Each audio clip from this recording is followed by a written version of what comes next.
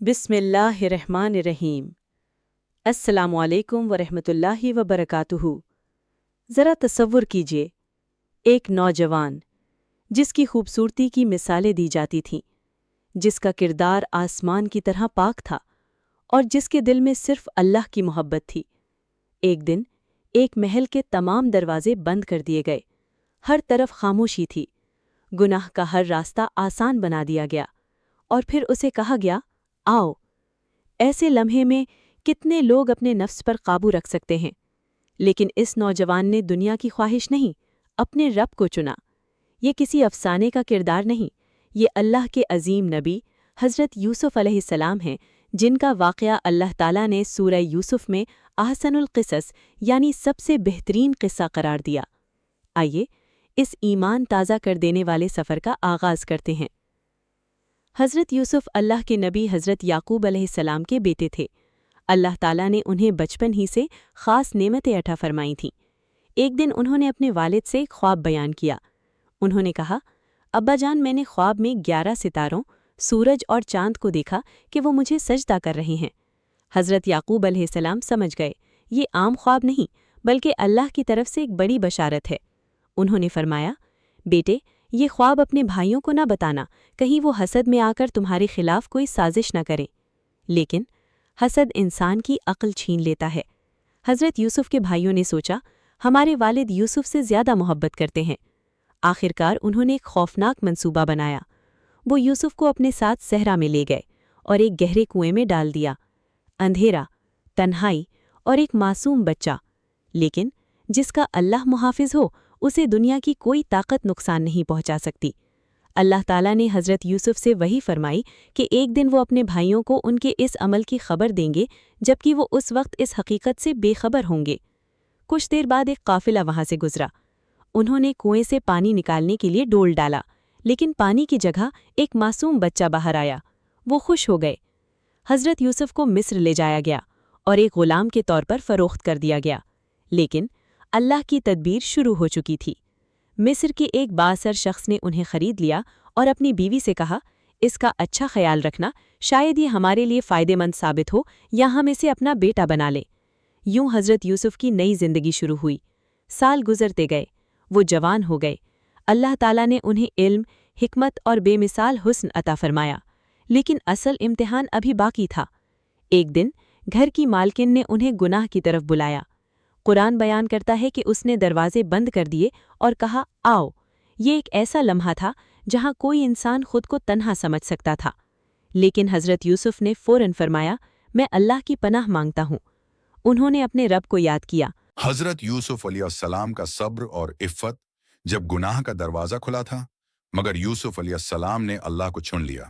حصہ دوم، دروازہ کھلا اور عزیز مصر اندر داخل ہوا۔ اس نے دیکھا اس کی بیوی پریشان کھڑی ہے اور حضرت یوسف علیہ السلام کی قمیص پیچھے سے پھٹی ہوئی ہے۔ فوراً الزام لگا دیا گیا، یوسف نے میرے ساتھ برا ارادہ کیا۔ ایک لمحے کے لیے ایسا لگا جیسے سچ دب جائے گا، لیکن جب اللہ کسی بندے کی حفاظت فرماتا ہے تو حق ضرور ظاہر ہوتا ہے۔ اسی وقت ایک گواہی پیش کی گئی کہ اگر قمیص آگے سے پھٹی ہو تو الزام درست ہے، اور اگر قمیص پیچھے سے پھٹی ہو تو یوسف سچے ہیں۔ جب قمیص دیکھی گئی تو وہ واقعی پیچھے سے پھٹی ہوئی تھی۔ عزیز مصر سمجھ گیا کہ قصور حضرت یوسف کا نہیں تھا، مگر بات یہیں ختم نہ ہوئی۔ شہر کی عورتوں میں اس واقعے کی چرچا ہونے لگا۔ وہ کہنے لگیں، عزیز کی بیوی اپنے غلام پر عاشق ہو گئی۔ جب یہ بات اس عورت تک پہنچی تو اس نے تمام عورتوں کو دعوت دی، ان کے ہاتھوں میں پھل اور چھریاں دیں۔ پھر حضرت یوسف علیہ السلام کو اندر آنے کا حکم دیا۔ جیسے ہی عورتوں نے یوسف علیہ السلام کو دیکھا، وہ ان کے حسن سے اس قدر حیران ہوئیں کہ بے خیالی میں اپنے ہی ہاتھ کاٹ بیٹھیں اور کہنے لگیں، اللہ کی پناہ، یہ کوئی عام انسان نہیں، یہ تو ایک بزرگ فرشتہ معلوم ہوتا ہے۔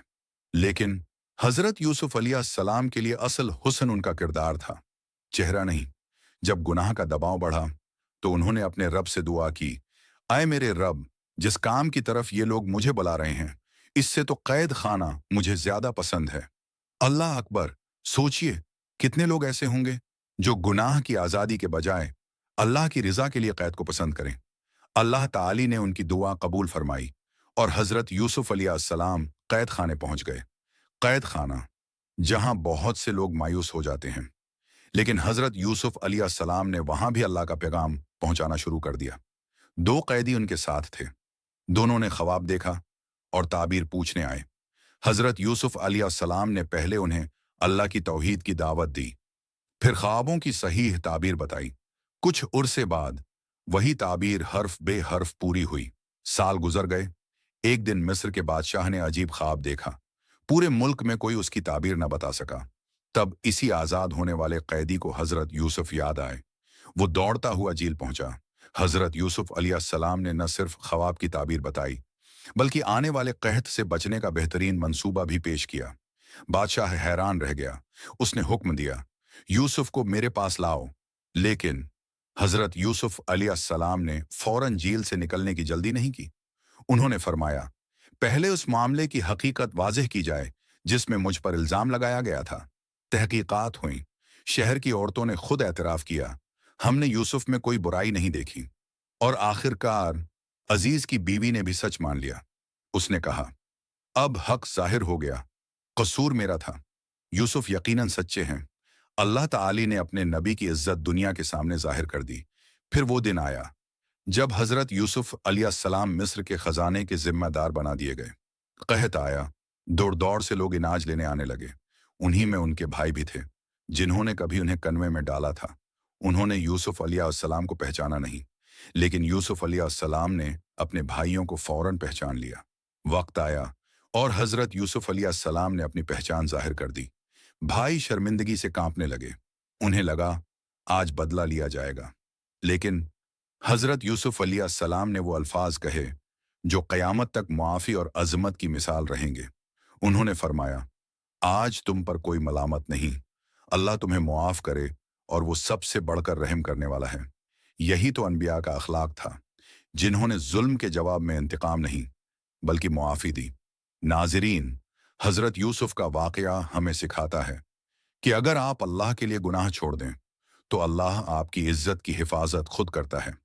अगर आप सब्र करें तो हर अंधेरी रात के बाद रोशन सुबह जरूर आती है। अगर आप सच पर कायम रहें तो दुनिया देर से सही, लेकिन एक दिन सच को जरूर पहचानती है। कनवा, गुलामी, झूठा इल्जाम, कैद खाना, ये सब हजरत यूसुफ अलैहिस्सलाम की मंजिल नहीं थे। ये सिर्फ वो रास्ते थे जिनके जरिए अल्लाह उन्हें इज्जत, हुकूमत और नबूत की बुलंदियों तक ले जा रहा था।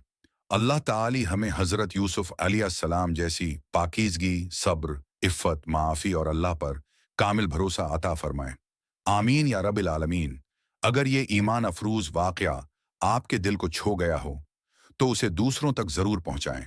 हो सकता है आपके एक शेयर से कोई नौजवान गुनाह से बचने का फैसला कर ले और कोई मायूस इंसान सब्र का रास्ता अख्तियार कर ले। वस्सलाम अलैकुम व रहमतुल्लाहि व बरकातहू।